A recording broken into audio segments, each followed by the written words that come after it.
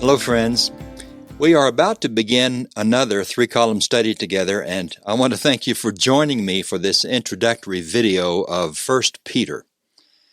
The Apostle Peter, he wrote this letter to Christians in Asia Minor.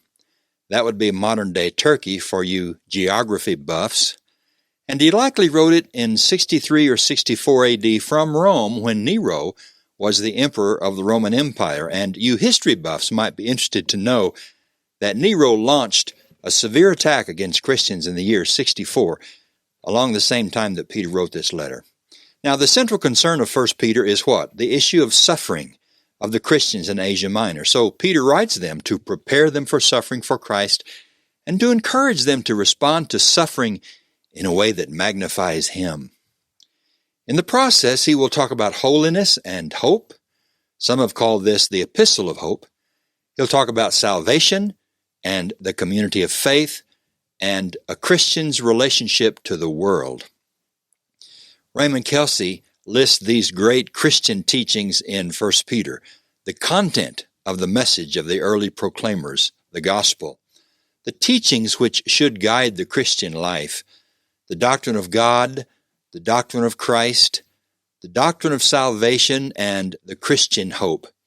I'll be reading Dr. Kelsey's commentary on 1 Peter in the Sweet series as I wend my way through this letter, and I will likely scan Peter David's commentary on 1 Peter in the New International Commentary on the New Testament series.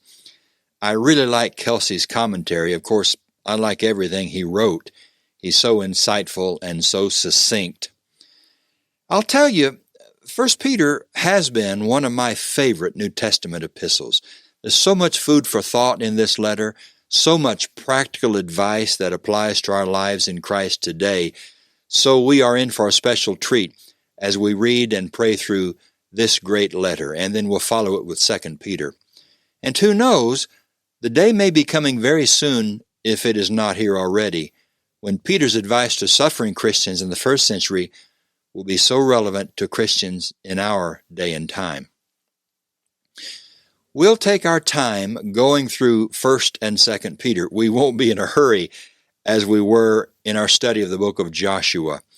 So let's read slowly, think deeply, and pray intensely as the Spirit of God speaks to us in these two inspired books. Oh, and if you haven't yet downloaded a reading guide for this study, please go to our website, effectivechurchleaders.com, and click Praying 1 and 2 Peter in the top right corner of the home page. God bless you in this study.